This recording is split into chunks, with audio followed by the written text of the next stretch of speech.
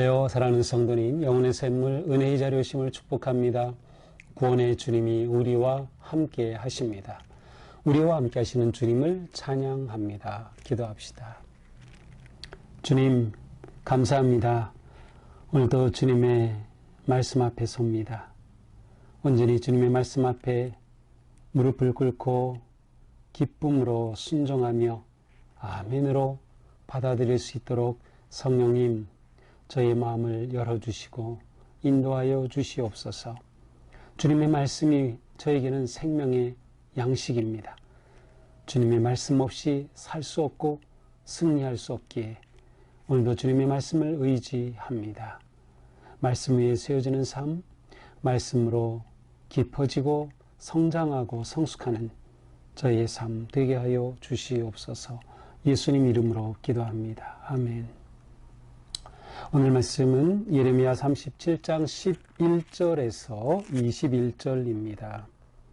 갈대아인의 군대가 바로의 군대를 두려워하여 예루살렘에서 떠나매 예레미야가 베냐민 땅에서 백성 가운데 분깃을 받으려고 예루살렘을 떠나 그리로 가려 하여 베냐민 문에 이른즉 하나냐의 손자여 셀레미야의 아들인 이리야라 이름하는 문지기의 우두머리가 선지자 예레미야를 붙잡아 이르되 내가 갈대아인에게 항복하려 하는도다. 예레미야가 이르되 거짓이다. 나는 갈대아인에게 항복하려 하지 아니하노라. 이리야가 듣지 아니하고 예레미야를 잡아 고관들에게로 끌어가매 고관들이 노여워하여 예레미야를 때려 서기관 요나단의 집에 가두었으니 이는 그들이 이 집을 옥으로 삼았음이었더라. 예레미야가 뚜껑 씌운 웅덩이에 들어간 지 여러 날 만에 시드기야 왕이 사람을 보내어 그를 이끌어내고 왕궁에서 그에게 비밀이 물어 이르되 여호와께로부터 받은 말씀이 있느냐? 예레미야가 대답하되 있나이다. 또 이르되 왕이 바벨론의 왕의 손에 넘겨지리이다. 예레미야가 다시 시드기야 왕에게 이르되 내가 왕에게나 왕의 신하에게나 이 백성에게 무슨 죄를 범하였기에 나를 옥에 가두었나이까? 바벨론의 왕이 와서 왕과 이 땅을 치지 아니하리라고 예언한 왕의 선지자들이 이제 어디 있나이까? 내 주 왕이여 이제 청하건대 내게 들으시며 나의 탄원을 받으사 나를 서기관 요나단의 집으로 돌려보내지 마옵소서. 내가 거기에서 죽을까 두려워하나이다. 이에 스드기야 왕이 명령하여 예레미야를 감옥들에 두고 떡 만드는 자의 거리에서 매일 떡 한 개씩 그에게 주게 하며 성중에 떡이 떨어질 때까지 이르니라. 예레미야가 감옥들에 머무니라. 아멘. 자, 예레미야의 예언은 바벨론이 예루살렘을 점령하고 그들을 다 잡아간다. 하나님의 심판이 있다라는 것이었어요. 자, 이렇게 이제 이러한 바벨론이 쳐들어왔었을 때 이때가 2차인데 남쪽 이집트가 다시 예루살렘을 향해 진격해 옵니다. 그렇게 될 때 이 바벨론은 후퇴를 하여 그들이 둘러싸고 있던 예루살렘 성을 그대로 두고 그들의 나라로 되돌아가게 됩니다. 자, 이것은 쉽게 말하면 전략상 후퇴하는 거죠. 그래서 오늘 말씀에 갈대아인의 군대, 곧 바벨론 군대가 바로의 군대를 두려워하여 예루살렘에서 떠나매 바로의 군대를 두려워하여 예루살렘에 떠났다. 일시적 후퇴이죠. 근데 여기서 이제 두려워한다라는 이 단어를 우리 성경처럼 정말 두렵다는 의미보다는 그냥 단순히 그들이 올라옴으로 떠났다라고 보는 것이 더 이제 바른 해석이라고 봅니다. 그러니까 갈대아인들이 떠난 것은 전략상 후퇴였던 셈이죠. 자, 이렇게 갈대아인이 떠나자 예레미야가 베냐민 땅으로 갑니다. 자기의 고향이죠. 고향이 어디였어요? 베냐민의 아나돗이죠.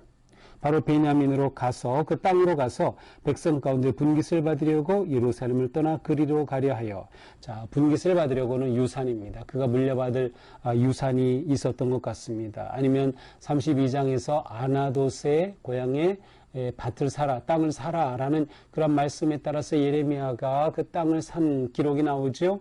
아마 이것과 연결되어 있을 수도 있어요. 어쨌든 이렇게 베냐민 땅 아나돗으로 가서 그곳에 가서 이제 유산을 받으려고 하였던 것이죠.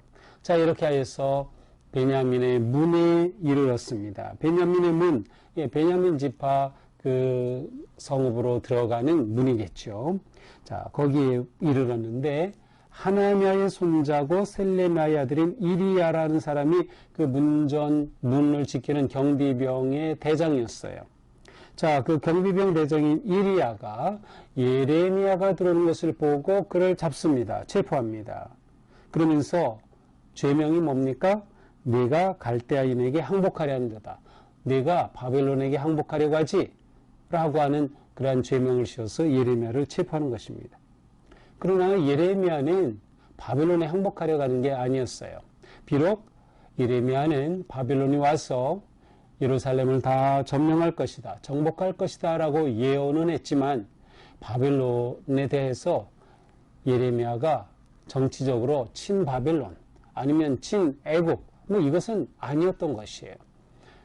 예레미야는 단지 하나님이 주신 말씀을 선포했을 뿐이죠. 그런데 이 이리야라고 하는 사람은 바로 바벨론의 편에 이 예레미야가 있어서 그것으로 내통하려고 가는 게 아니냐, 이렇게 죄목을 씌운 것입니다. 여기 이리야를 소개하면서 하나냐의 손자 셀레미야의 아들이라 그랬는데 28장에서 본 하나냐는 고용된, 쉽게 말하면 페이를 받는, 월급 받는, 녹봉을 받는 직업선지자였어요. 그때 이 하나냐는 예레미야가 메고 있던 그 멍에를 다 깨뜨려 버리죠. 그러니까 예레미야의 예언이 이게 틀렸다는 거예요. 하나님께서는 바벨론으로부터 2년 안에 우리를 회복시켜 주신다. 이러한 거짓 예언, 왕이 듣고 싶은 그러한 예언을 했다가 예레미야가 말한 대로 결국 하나님의 심판을 받고 죽게 되었던 그 하나냐. 자, 바로 이렇게 거짓 죄목으로 잡히게 됩니다. 그러자 예레미야가 말하죠. 이르되 거짓이다. 아니라는 거예요. 예레미야는 어느 이 편에 속해 있지 않아요. 바벨론 편에 속해 있는 것도 아니에요. 바벨론에 내통하려고 항복하려고 가는 것도 아니에요. 나는 갈대아인에게 항복하려 하지 아니하노라. 이리야가 듣지 아니하고 예레미야를 잡아 고관에게로 끌어갑니다. 그러나 이리야는 예레미야의 말을 믿어주지 않습니다. 그리고 예레미야를 끌고 고관의 집으로 갑니다. 그 고관이 누구예요? 예레미야 그 나라의 높은 지위에 있는 사람들. 자, 그런데 아마도 이 고관들 가운데 이제 서기관들이 있었던 것 같아요. 그래서 고관들이 예레미야에 대해서 분노하면서 예레미야를 때리고 서기관 요나단의 집에 가두었습니다. 제가 본 또 다른 자료에 의하면 이 서기관 요나단은 이 당시에 지금의 국무총리와 같은 그러한 시드기야 왕 다음에 있었던 서열이 높은 자리에 있었던 사람이라는 그런 기록도 있어요. 그러니까 그에게로 끌고 갔는데 그는 공관이겠죠. 그 집 공관에 아마 감옥이 있었던 것 같습니다. 그래서 요나단의 그 공관에 있는 감옥에 예레미야를 가두게 됩니다. 자, 이 감옥은 어떤 감옥이었어요? 16절에 보니까 뚜껑을 씌운 웅덩이다. 이렇게 되는데 지하 감옥을 의미합니다. 지하에 파고 그 위에 뚜껑을 덮어서 스스로 나올 수 없게 만든 그러한 감옥이에요. 그러니 그 지하이기 때문에 물이 있고 습하고 햇빛이 들어오지 않고 정말 취약한 것이죠. 어두운 지하 감옥에 예레미야를 가둡니다. 자, 이렇게 예레미야는 여러 날 감옥에 갇혀 있었어요. 그런데 어느 날 시드기야 왕이 사람을 보내서 이 예레미야를 끌어오게 합니다. 아마 시드기야 왕이 예레미야에 관한 소식을 들은 것 같습니다. 그리고 예레미야에게 비밀스럽게 몰래 공개적이 아니라 비공개적으로 묻습니다. 네가 여호와께로부터 받은 말씀이 있느냐? 자, 이런 모습을 보면 시드기야는 비록 예레미야를 잡아라 명령을 내리고 체포령을 내리긴 했지만 예레미야에 대해 내심 하나님의 선지자라고 하는 그런 마음이 있었던 것 같아요. 그리고 무엇인가 예레미야를 통해서 하나님의 음성을 듣고자 했던 그런 마음이 있었던 것 같아요. 그래서 여호와께로 받은 말씀이 있느냐? 그러자 예레미야가 대답하죠. 있나이다. 왕이 바빌론 왕의 손에 넘겨지리이다.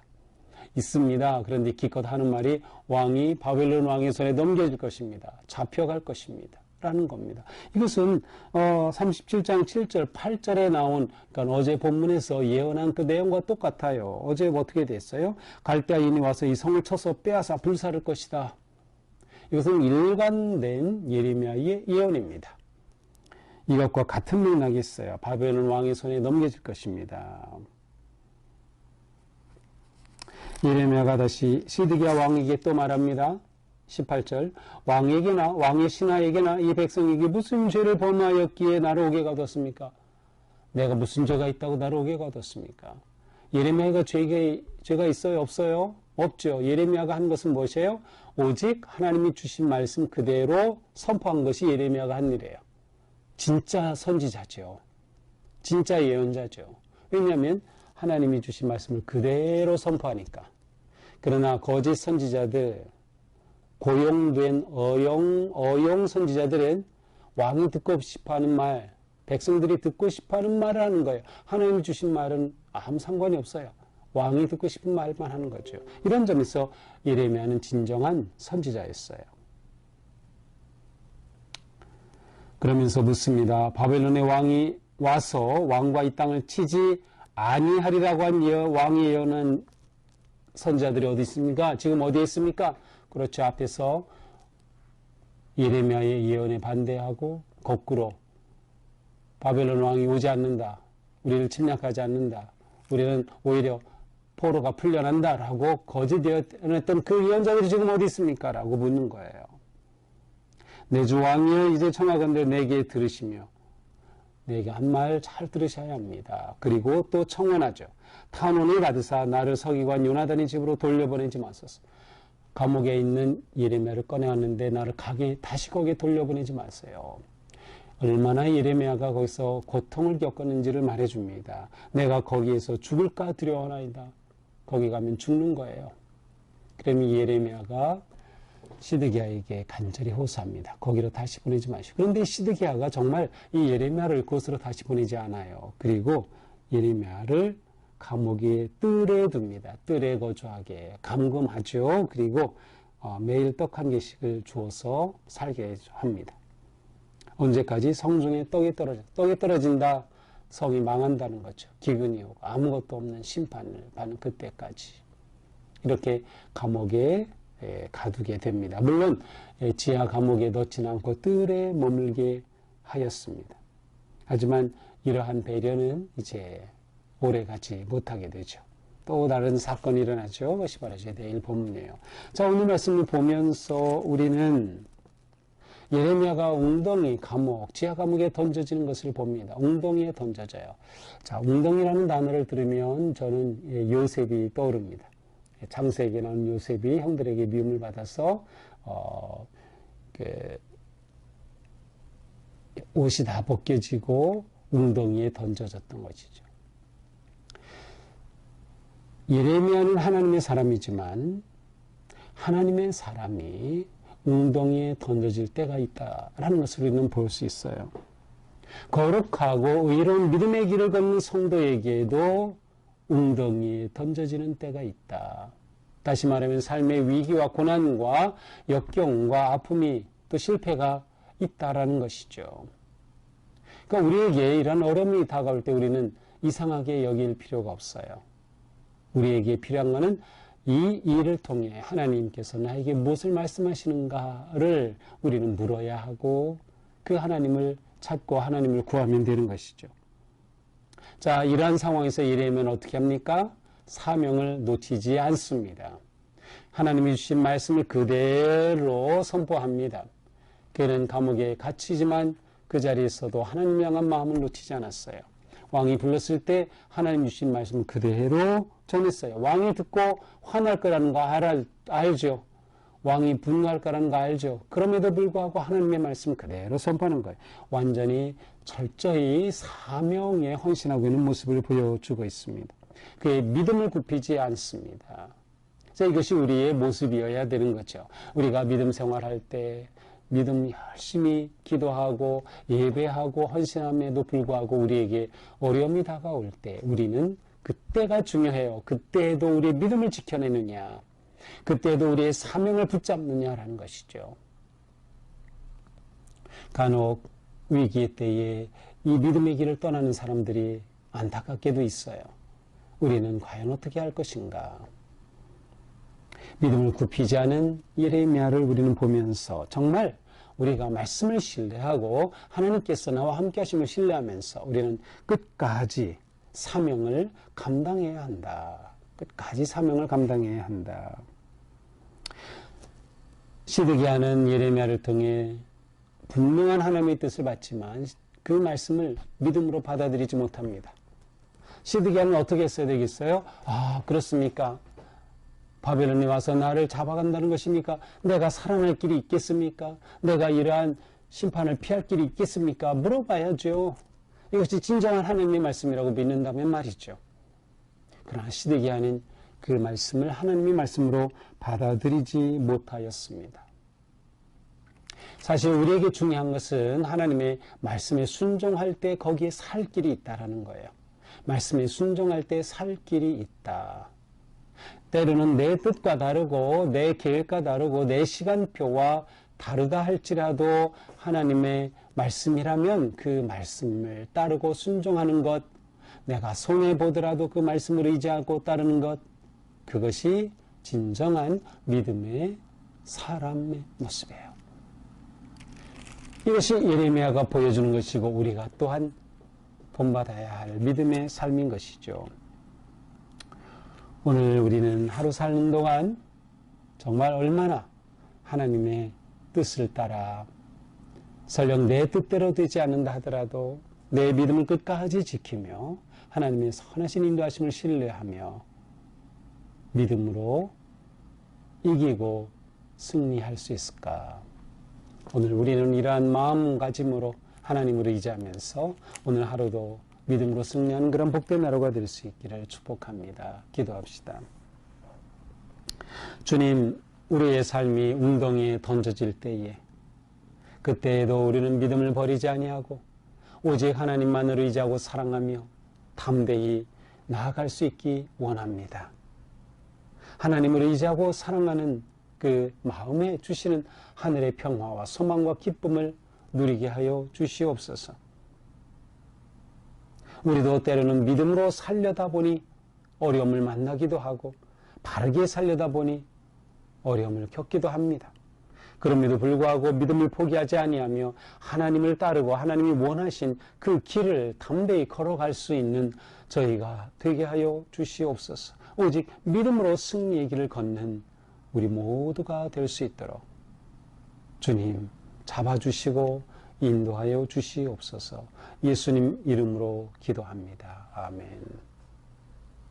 네, 오늘도 주님의 은혜와 사랑 안에서 우리의 삶이 더욱 강건하고 또 끝까지 믿음을 지켜내는 승리의 하루가 되기를 축복합니다. 사랑합니다.